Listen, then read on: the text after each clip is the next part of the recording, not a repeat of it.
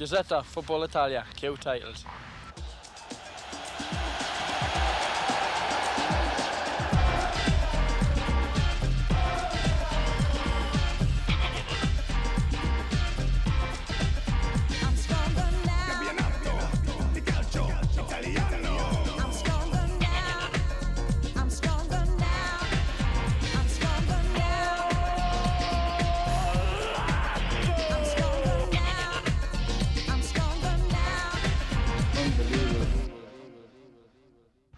Well, I don't know if you've been reading the papers here lately about me being overweight, stressed, unhappy, not getting a game. Well, I am not stressed. I am playing, everything's well, and I am happy. But I'll be saying more and I'll be telling you more about the truth later. But first, this. Coming up, Milan's merciless march towards their second successive Serie A title. James Richardson with all the news from behind the week's headlines. Every one of last Sunday's 26 Serie A goals. There's your chance to win a trip to the Italian Cup final and the Lazio shirt signed by Gazzetta and all his teammates. Paul Gascoigne hits back at the critics who say he's going mad. And there's our first trip to check on the Italian Cup holders Parma as we preview tomorrow's big live game with Inter. But it's the reigning champions AC Milan who kick off our action with Gary Bloom reports on last weekend's match with Cagliari. Milan may remember that the last team to beat them were Bari, at the time hardly one of Serie A's leading lights. Milan are without the midfield creativity of Frank Rijkaard for this game. He's injured, as is Marco van Basten. So number 8, Zvonimir Boban, replaces Rijkaard, while Jean-Pierre Papin, the European Footballer of the Year for 1991, is in for Van Basten, European Footballer of the Year in 92. Cagliari have never recovered from selling goal poacher supreme Daniel Fonseca, but there are two other Uruguayans in the side, number 9 Enzo Francescoli and number 8 Jose Herrera. Gianfranco Mattioli is the last Cagliari player to score a goal of any consequence against Milan when the teams drew 1-1 a couple of seasons back. Milan then get us underway. They've only dropped 3 points this season. All of them have been here at the San Siro Stadium. Milan, remember, have an 8-point lead at the top in Serie A. Baresi, who was sent off last week in Rome. Milan on course for their third European Cup success in 5 years. That the other major ambition of the team later this season. Some are already saying the Italian Championship is as good as over.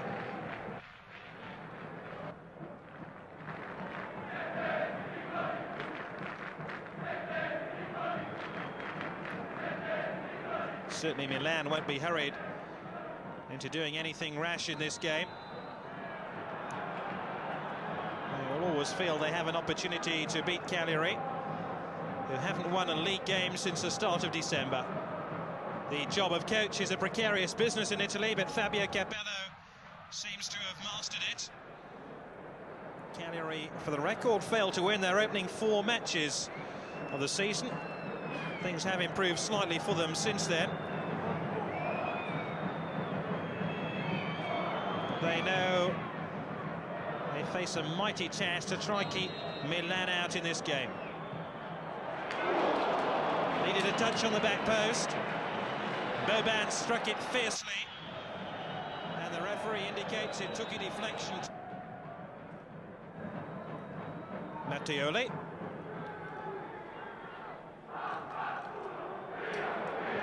Mattioli again. Oliveira calling for the ball. Good cross too, headed away by Baresi. Cacheddu had that effort on goal. I'll be charitable to Rossi and say he had it covered. But in fairness, this is the closest Cagliari have come to a goal in the game.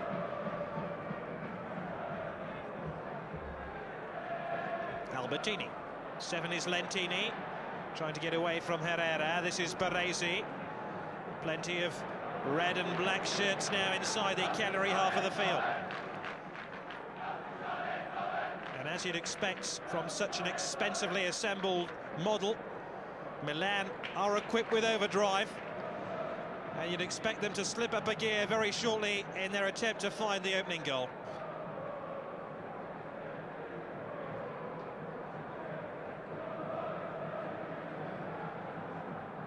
Milan's fifth corner, Cagliari yet to win one.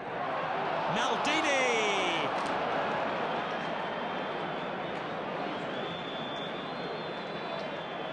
Cagliari finding it very, very hard to pick up these Milan players who are making late runs into their penalty area. And this was a case in point because Maldini was virtually unmarked as he stole in there for the header.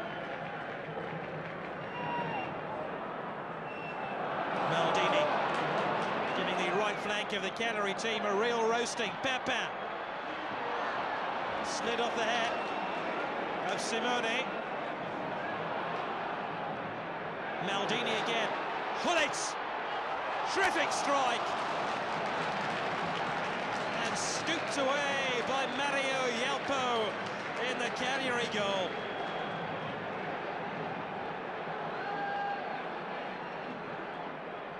Hullitz gets a terrific percentage of his shots on goal on target.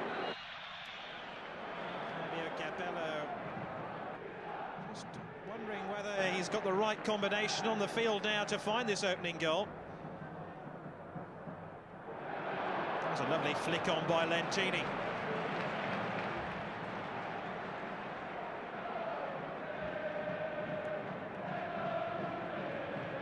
Donadoni to take the corner for Milan. There's Pepin inside the 6-yard box. Hullitz waiting expectantly too. Tassotti's positioned himself on the edge of the Cagliari penalty area. Maldini, Hullitz! Straight into the midriff of Yelpo and smuggled away by Cagliari. Now Maldini's header was the key to this move. Pepin was wanting to get on the ball, but Hullitz got there ahead of him.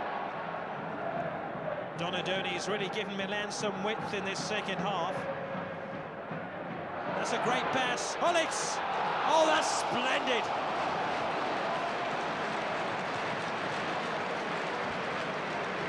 Exquisite skill by the Dutchman. And it almost paved the way for Milan's first goal.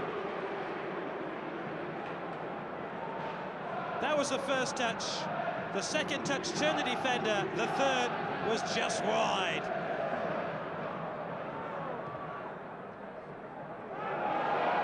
Now, surely there was some pushing on the edge of the penalty area, and Milan will have this free kick. Napoli, the player who's been penalised, and he can argue all he likes. Boban is getting himself ready to crack this one in on the Cagliari goal.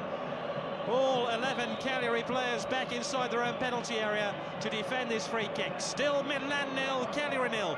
Boban! Oh, Yelpo really is one of Serie A's most consistent goalkeepers. That horizontal save to keep out the free kick from Boban to keep the scores blank. Hullitz with a corner.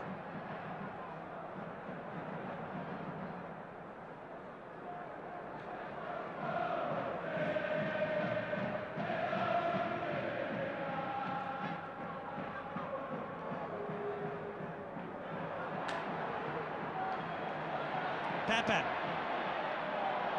No foul. Donadoni. Penalty. Bissoli made contact with him. And incredibly, since Cagliari's return to Serie A, Milan have been awarded penalties in 3 matches now between these two clubs. Usually Van Basten has taken these penalty kicks for Milan in the last couple of seasons, but in Van Basten's absence, Jean-Pierre Papin lines himself up for a most important spot kick.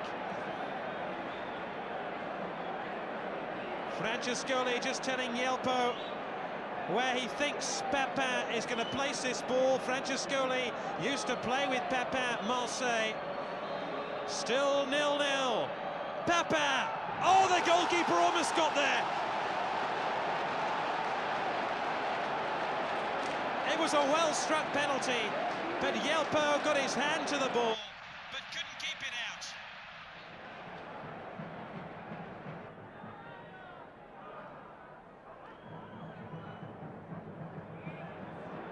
Cagliari just seem a little deflated after conceding that goal to Milan from the penalty spot.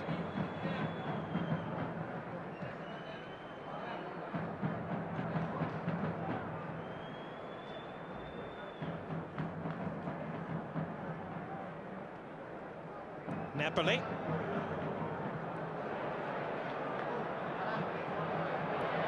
Francescoli, that's a lovely turn. And that one of the few rare saves Rossi's had to make in this match. Rossi really one of Serie A's tallest goalkeepers, and he unfolded his giant frame to get down to that one.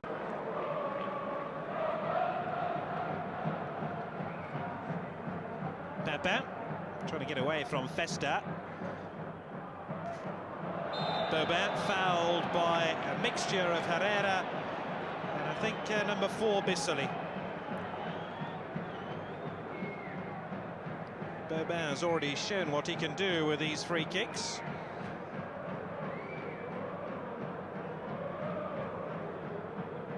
Albertini standing alongside him. Tassotti to his right. Papin hovering menacingly on the back post. In fact, he's taken up a position now just about on the penalty spot. Hullet has moved to that back post position. Hullet now. Real muscular header there by Ruud Hullet. And he could have directed it back across the face of goal. Papin was loitering.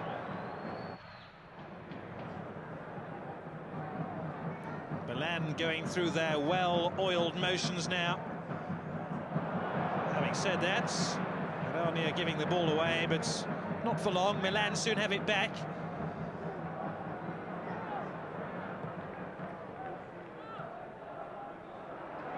Boban. Terrific combination between Hullet and Boban. It's going to be difficult to leave Boban out of the team once Rijkaard is fit once again. But that is the problem that Fabio Capello has with a number of players. It's a pleasant problem as well, no doubt.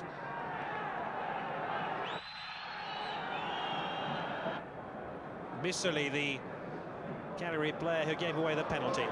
Francescoli now. This looks promising. Bissoli, Francescoli! Struck the wrong side of the upright.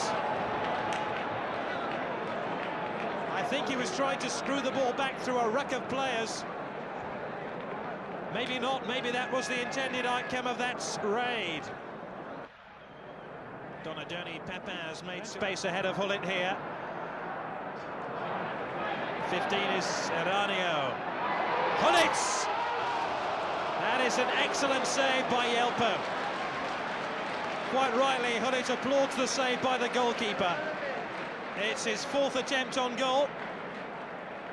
And as yet to beat Yelpo and give Milan another goal.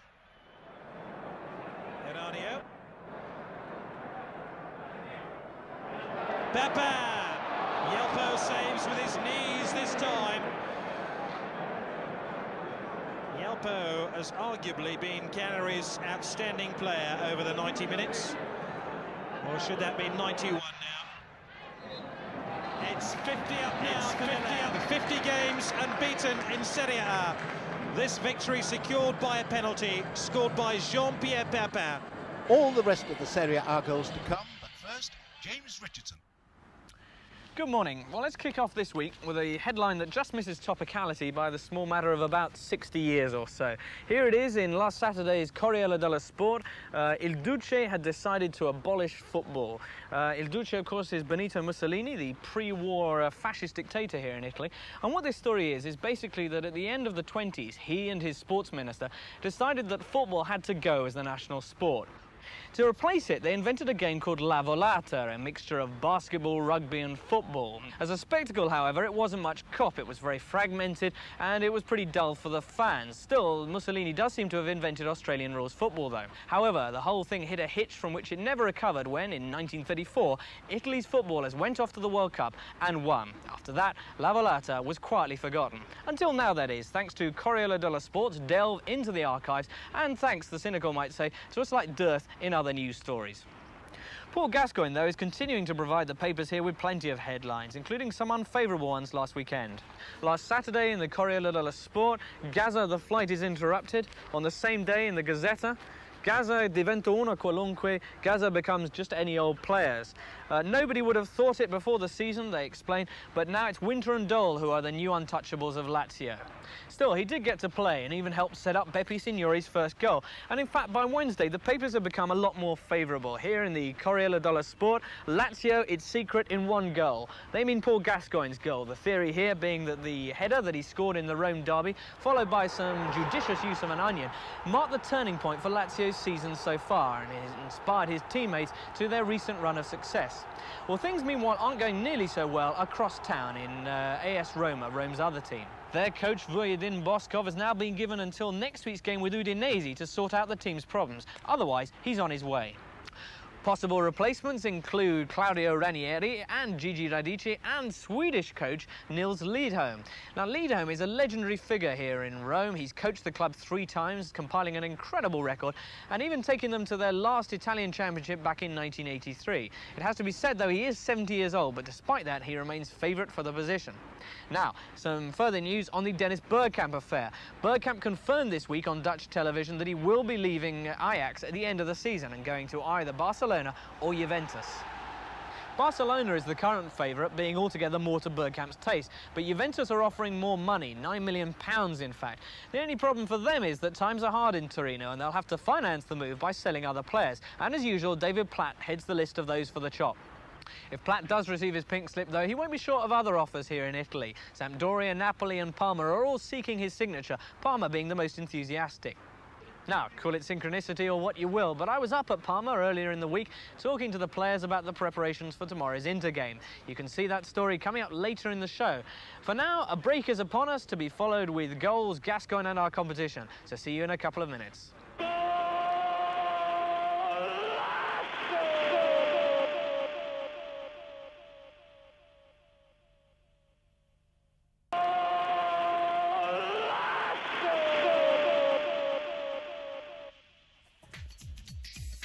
Competition and Gaza's week to come, but now Gary Bloom with his first roundup of last Sunday's Serie A action.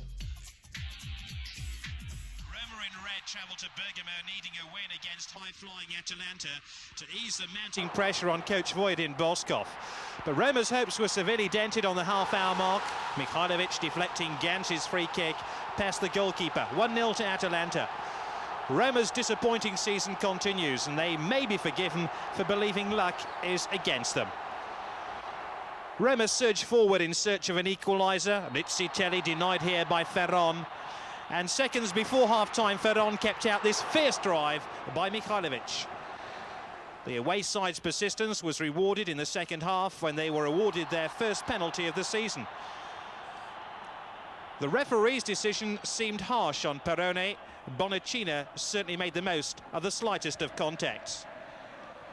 Giannini comfortably converted the spot kick to make it 1-1.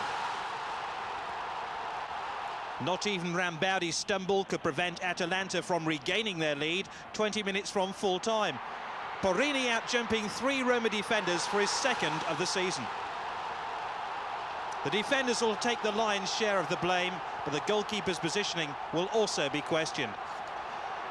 Roma didn't really deserve to be 2-1 down, but with Rizzitelli up front, they weren't yet counted out. That is until the final blow in the last minute. Perrone and Gantz combining for Bourdin to score his first goal since September. Once again, Roma's defending let them down. Bourdin was left with an open goal at his mercy.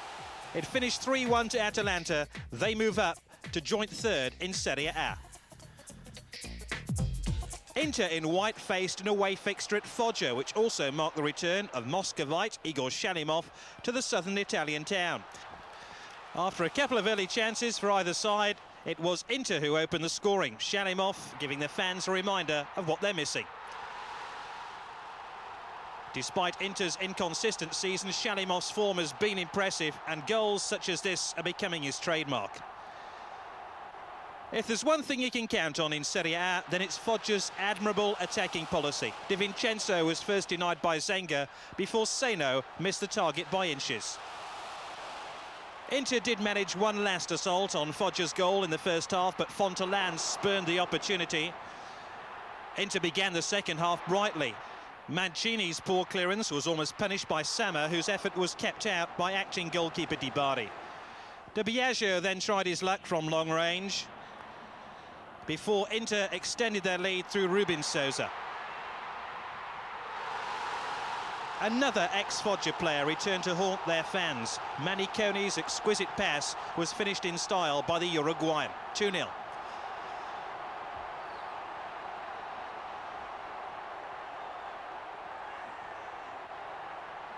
Inter sealed victory 3 minutes later with yet another fine goal. Igor Shalimov converting number 7 for the season.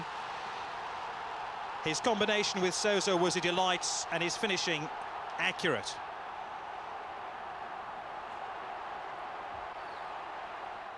Foggia deserved a goal which arrived 8 minutes from full time.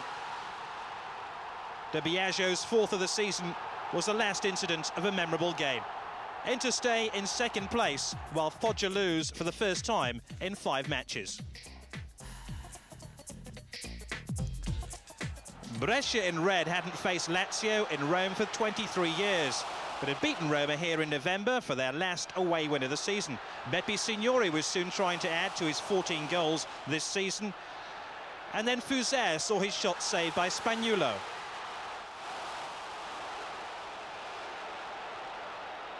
Brescia were without 2 key players, but Georges Hagi was eager to increase his goal tally for the season.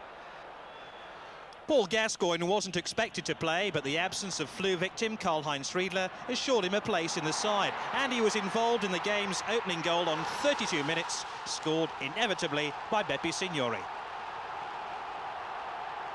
The move which led to the goal wasn't up to Lazio's recent high standard, though Signori's left-foot strike was certainly of the highest order. Lazio, aiming for their 4th consecutive victory, went close through Fusser in the second half, while Brescia created their one worthwhile effort of the match, which Rossi squandered. Brescia were then reduced to 10 men when Bonametti was sent off for a professional foul on Thomas Doll. Minutes later, Brescia were left with 9 men on the pitch, the Romanian Sabau dismissed.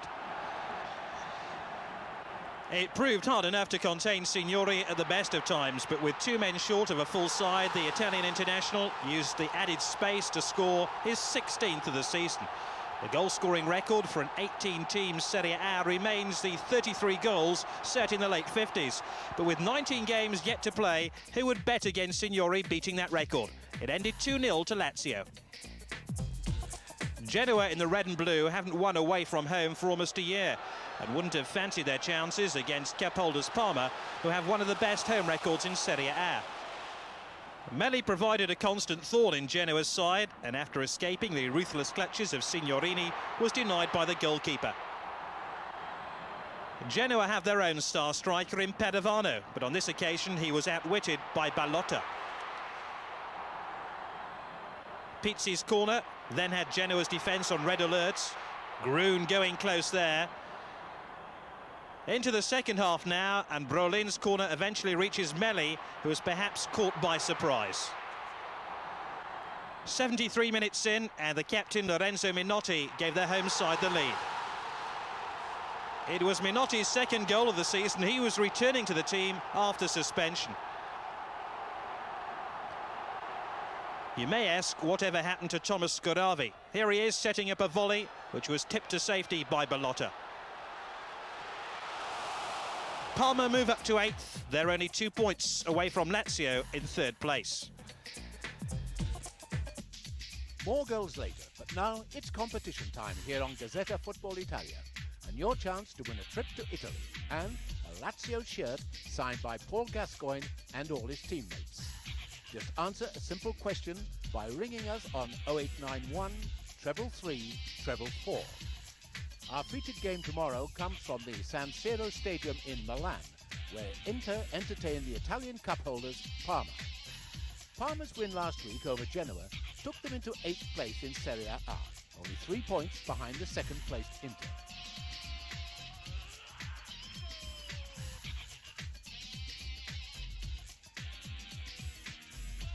They're an attractive team who are still involved in the European Cup Winners' Cup, and with only one defeat in the past 2 months, Parma have hit a nice run of form. Their best-known signing, Thomas Brolin, is B, Denmark, or C, Sweden. And remember, 2. They'll also take home this Lazio shirt, autographed by Paul Gascoigne and all his Serie A teammates. 5 runners-up win copies of this book, Soccer, the World Game, as well as copies of our own Football Italia magazine and theme music. In Gazzetta last week, we asked you to name the manager of Sampdoria. The answer, of course, was Sven-Goran Eriksson. This lucky winner, picked out by our computer, takes home an old-style Italian shirt and goes into our Cup Final Trip playoff. And these 5 runners-up all receive an old-style shirt, copies of our Football Italia music, and our terrific football magazine. Finally, remember you can get full details of all our competitions by turning to page 365 of Foretel, Channel 4's teletext service. Well, Paul Gascoigne surprised the British press by playing for Lazio last weekend, so let's get his reaction to that and the rest of his week's news. Hi there, well, as you heard before about what the players have been saying, stressed, overweight, not playing, fighting for places. Well, the thing is, I am playing, and I'm comfortable playing, I am happy, and the thing is, I'm not stressed. It'll take a lot to get me stressed, but you look at the papers. I think when you stop speaking to papers, then they start to gang up on you, start to tell lies and things like that, which I'm used to anyway. I've had about 3 years of it, so it doesn't bother me as long as I can carry on, just keep on playing my football. But I'd like to see some of these guys who, if the father has an operation, the uncle has slit throat, your house gets robbed, they take a hell of a lot of stuff, and then you come back and they expect you to be happy straight away. Well, that I've got over that, everybody's fine and I'm enjoying myself. It's just a pity that sometimes when you stop speaking to people that they go on and try and cause more problems. But yeah, I'm playing in the team, and I will be playing on Sunday hopefully, and hopefully just carry on with another win. I had a dead leg, and I had a big dead leg. I had a hematoma on the leg, and I was told to rest. Then I got a little problem in the thigh again. And, I'm like anybody else. If the team's won the last 4 games and you haven't been involved in a couple of them, then you expect not to play the next game.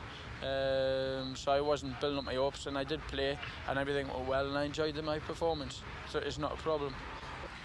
When Lazio played Inter, I took a supporter's point of view and sat in the stands, and I had flu and I couldn't get it in the team. Well, flu stopped me from playing in the team, and I was really pleased to see how Lazio had been playing even without me. Signori scored 2 fabulous goals, and he's one hell of a player. And no doubt I got up and applauded after every goal, and I'm just pleased to see Lazio just carrying on winning, and hopefully they can win tomorrow. We play Napoli, and I'm really, really looking forward to it. I've been to Napoli once. It was with England in the World Cup, and they are football crazy.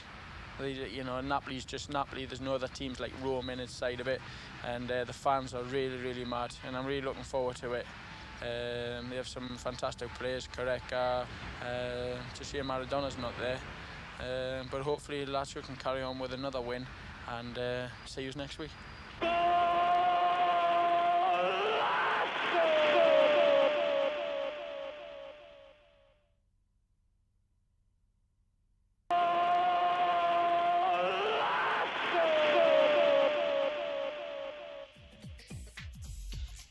Welcome back. Tomorrow's big match preview coming up, but first, the rest of last Sunday's Serie A goals. The derby of the Adriatic between between bottom clubs Pescara and Ancona was dubbed the derby of desperation by the Italian media. 4 minutes in, a desperate challenge by Pecoraro, and Pescara given a passport to take an early lead through the Brazilian Dunga. It was only his second goal since moving from Fiorentina in November. Perhaps Pescara a bit fortunate to win a penalty here. I'm still not sure whether it was the defender or goalkeeper who made contact with Allegri.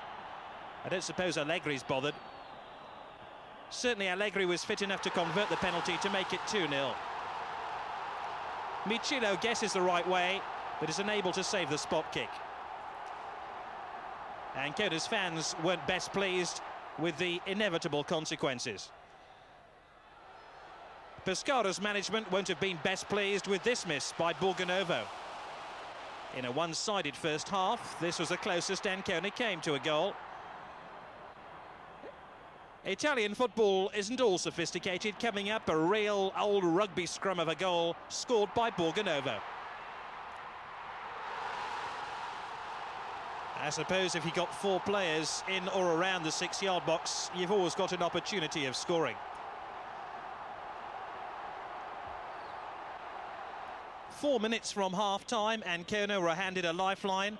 De Caro with a virtual GBH on Agostini and a penalty. It must have been a surprise to Agostini, who was attempting to head the ball, to find a defender on his head. Lajos Tatari converted the second spot kick of the match.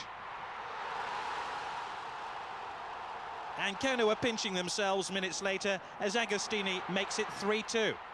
They were just a goal behind. Pescara's defending was both generous and reckless.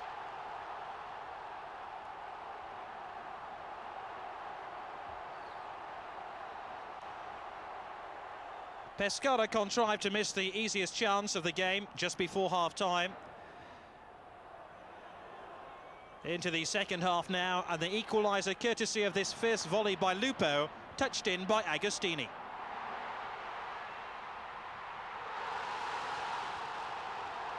Surrendering a 3-goal lead isn't easy, but that didn't seem to be a problem for Pescara's leaky defence.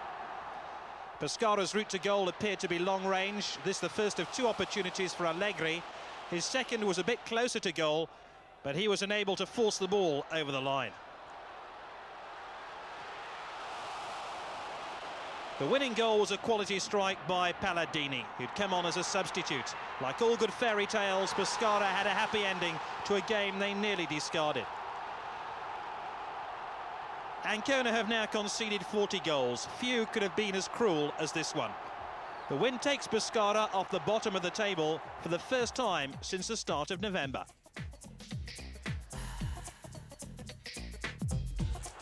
We love Luca Vialli was Sampdoria's message to their L-boy, who arrived with his new club Juventus. His old sparring partner Mancini would no doubt love to have Vialli back in a blue shirt. 5 minutes in, and a 3-man move set Sampdoria up for their opening goal. Popeye Lombardo scores his first goal at home since September '91. Lombardo is one of Serie A's fastest players, too fast for the likes of Marocchi and Carrera. Sampdoria almost paid the penalty for a mistimed tackle by Marco Lana.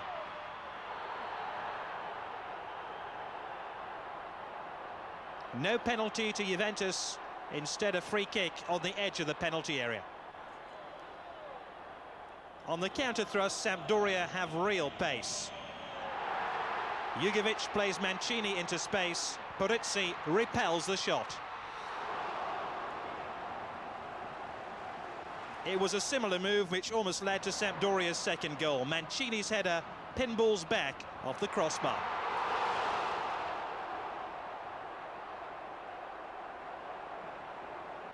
The first rule of defending, never let the ball bounce. Marocchi ignored that to his peril, and Juve's goal was once again on red alert.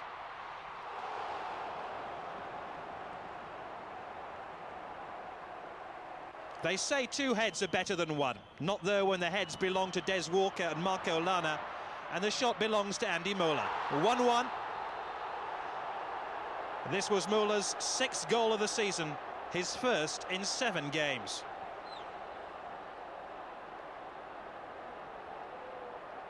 Walker spent the rest of the game with his head swathed in bandages, and a painful reminder of Müller's goal. Now this would have been goal of the day had it gone in. Peruzzi came up with his third outstanding save to deny Mancini. Even surrounded by 5 defenders, Baggio still manages to test the reflexes of Pagliuca.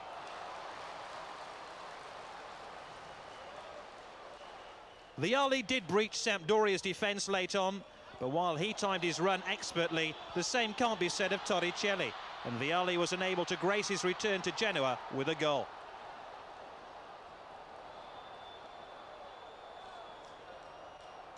Watch out for number 2 Torricelli creeping into the right of the picture, already aware that he was offside. It ended level. Neither club has now won in 4 attempts. Please note it was Torino in red who kicked off their home game with Napoli. This will be of interest later on. Napoli, aiming for their first win away since September, took the early initiative. Jonas Tern going close. The match was something of an old boys reunion, and it was ex-Torino hardman Roberto Policano who headed home from Kripa's cross. Kripa is another ex-Torino player. Kripa has now regained his place under new coach Ottavio Bianchi. Torino was soon in danger of being breached again. Careca and then Fonseca going close. Now, remember who kicked off the first half? Yes, Torino, and they kicked off the second too. Not a player, official or spectator noticed anything was untoward. If the referee couldn't recall who'd kicked off, he did better on this incident, and Naylor was red-carded for the foul on Poggi. Fonseca's goal-scoring instincts were well hidden here as he missed this chance. Napoli win 1-0, but the result will be scrutinised in the light of Torino's twice-taken kick-off. Heading in the cross. It was Branca's second goal of the game. Then relegation would be a possibility rather than a probability. Well, those results leave AC Milan still firmly ahead in Serie A, 8 points clear of their local rivals, Inter. Lazio's 4th successive victory keeps them in 3rd place, ahead of Atalanta, with 4 teams level on 16 points. Pescara are off the bottom for the first time since mid-October, with Ancona replacing them. Despite their 2nd successive win, Napoli are still in trouble, while Roma are now also in the bottom 4. Beppe Signori's 2 strikes against Brescia keeps him clear at the top of the goal-scoring charts, above Abel Balbo. The injured Marco van Basten is still 3rd on 12, with 5 players bunched just below. Which of these players will boost their goal tallies tomorrow? Well, Balbo will fancy his chances when Udinese travel to Ancona. Van Basten misses Milan's trip to Brescia, but Fonseca against Signori should ensure goals when Lazio visit Napoli. But our live game tomorrow features 2nd against 8th, Inter against Parma. James Richardson has been to Parma to bring us this special preview. The city of Parma, a prosperous centre of agricultural commerce whose bicycle riding inhabitants enjoy the best quality of life in Italy, according to newspaper Il Sole 24 Ore, the Italian version of the Financial Times. Apart from being a home to football club AC Parma, the town is famous for its Parmigiano Reggiano, the original Parmesan cheese, Parma ham, Lambrusco, and funnily enough, for being the birthplace of UHT milk. The guy who actually invented UHT milk is the rather exotically named Callisto Tanzi, and unpleasant though it may taste on your breakfast cereal in the morning, he actually made a fortune from the stuff, building a major multinational dairy company called Parmalat, and 3 years ago, in 1990, buying the Parma Football Club. Now, as it happens, they're shortly about to start a training friendly against a local amateur side called Monticello, and I've got tickets, so while I make my way over there, here's a quick potted history of the Parma football team. Parma were formed 80 years ago, but until the arrival of coach Nevio Scala in 1989, they'd never been to Serie A. Scala brought them the Parma Miracle, gaining promotion to Serie A in his first year at the club, followed by a consistently high ranking in the division as Parma established itself as a model of contentment and tranquility. This town is not used to have a team in Serie A because we have been here now in 3 years, and maybe about 10 years it's worse here, but I don't think so. I don't know. The people here are very kind. Il calcio non deve essere una cosa unica, deve essere un motivo di divertimento, un motivo di lavoro perché fa parte del nostro lavoro, però non esasperiamo mai le situazioni all'eccesso. Part of Scala's method is keeping the training light-hearted if lengthy. Before their Monticelli friendly, the players warmed up by shooting baskets and then with an uphill team sprint which cost each loser a bottle of champagne. It's the atmosphere created in these conditions that lets the team compete with some of Italy's biggest squads, and last summer it helped them to the greatest moment in Parma football's history so far, when they defeated mighty Juventus to win the Italian Cup, the Coppa d'Italia, the club's first ever trophy. Scorer of the winning goal was Marco Ozio. Guarda, è stata veramente una gioia immensa, innanzitutto arrivare in finale di Coppa Italia, poi siamo riusciti addirittura a vincerla, quindi è stato un momento storico, sia per la città che per noi. Abbiamo raggiunto un traguardo prestigioso e siamo saliti alla ribalta e siamo il Parma come squadra è fra le grandi ormai. After those successes, though, this season Parma came back down to earth with something of a bump. Despite their acquisition of Asprilla and Pizzi, the demands of playing in Europe, plus a string of injuries to players like Brolin, Meli and Benariva, all took their toll. Io credo che abbiamo avuto qualche problema anche qui per alcuni infortuni. Pensiamo che Benarivo, che è un giocatore importante, è stato fuori quasi 3 mesi.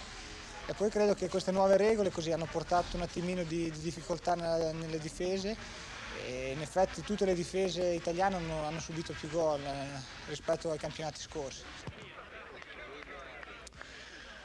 Well, here I am in Monticello, where Parma are leading the local Dilettanti 1-0 after a good half an hour of play. It hasn't been the highest scoring of season so far for Parma, and it looks like their problems with scoring are continuing this afternoon. The man who was meant to be the answer to their scoring problems is Faustino Asprilla, the 23-year-old Colombian star known as the Black Arrow. He's shown clear flashes of his potential with decisive strikes like this one against Sampdoria, but he took time to adjust to football in Italy, and in the meantime, Parma fell as low as 15th in Serie A. Parma certainly had their early season problems, but ever since November the 4th, 1992, things have been going a lot better. That's when they went to Bur Vista and had their away win in the Cup Winners' Cup. Since then, they've only lost one of their 7 Serie A games. Io credo che con il Boavista abbiamo veramente superato noi stessi. Abbiamo fatto una partita importantissima, abbiamo a quel punto schierato una formazione con il rientro di Thomas Brolin razionale e interessante, poi i ragazzi hanno dato vita a una gara molto intelligente, molto aggressiva e lì abbiamo superato con questo risultato e da lì poi abbiamo cominciato a crescere anche dentro, cioè essere sicuri di noi stessi che abbiamo le possibilità di fare un buon campionato. Brolin's return from the injury he sustained in the Summer Olympics has certainly meant a lot to the team, but Parma may not be able to count on him for too much longer. While they've signed Scala and nearly all of the top players to long-term contract extensions, Brolin's signature still eludes them. His current contract ends this summer, and rumours are of a move to Sampdoria. I'm thinking what I want to do in my future right now, and I can stay here also because I like to be here because the fans are very good here, and it's a good trainer and you have good players here. But I must think before that I sign the contract.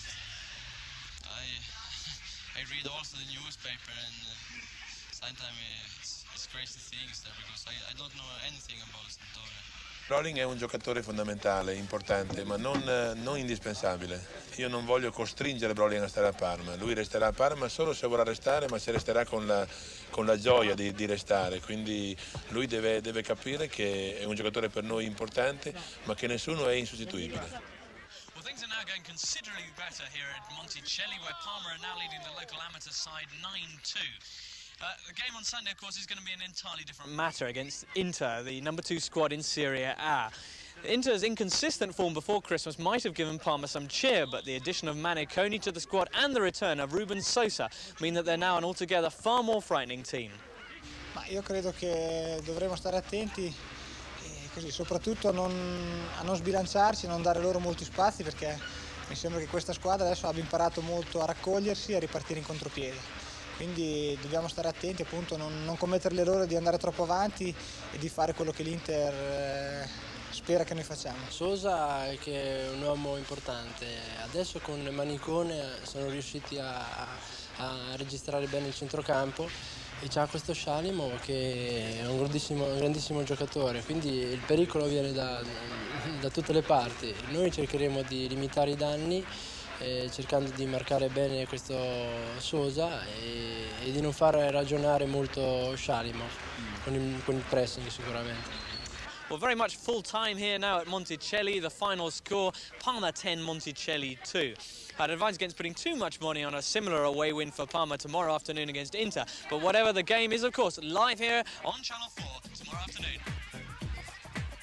So that's Inter against Parma live tomorrow here on Channel 4. As usual, our programme starts at 1:15. So join us for that.